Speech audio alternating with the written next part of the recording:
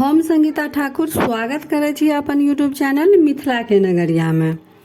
मधुश्रावणी के दोसर दिनक कथा 3टा कथा अछि। पहिल कथा के वीडियो दऽ देने छी, एहिमे दोसर कथा विषहाराक कथा सुनाब।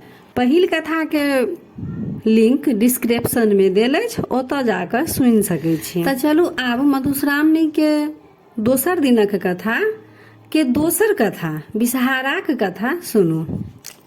अगर चैनल पर नया छी तऽ चैनल के सब्सक्राइब जरूर कर लेब, कियाकि आगू के और जतेक कथा अछि से अपलोड करब हम तऽ अहाँ सब लग नोटिफिकेशन चलि जायत।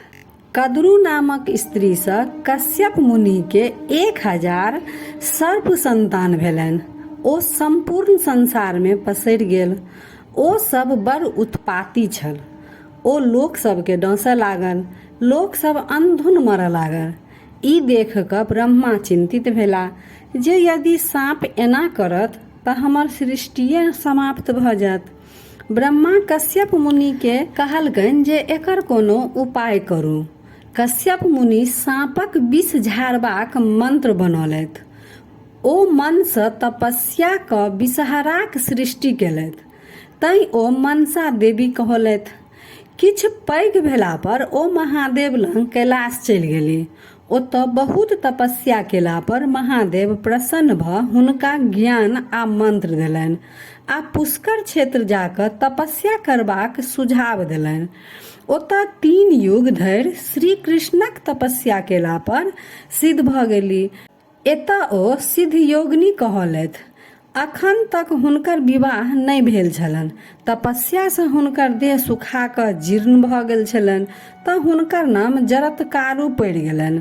तखन हुनका जरत्कारुए नामक एकटा बूढ़ तपस्वी ब्राह्मण सँ विवाह भेलनि। ताहि सँ हुनका आस्तिक नामक पुत्र भेलनि। राजा जन्मेजयक प्रसिद्ध सर्प यज्ञ में अनेक सर्प मारल गेल, किंतु सब साँप के आस्तिक मुनि अपन प्रभाव सँ बचा लेलनि। अखाड़क संक्रांति सँ नाग पंचमी धरि विषहाराक पूजा पसीझक पात पर होइत अछि। विषहारा पूजा केला सँ लोक के धन धान्यक वृद्धि होइत अछि आ साँपक डर नहि रहैत अछि।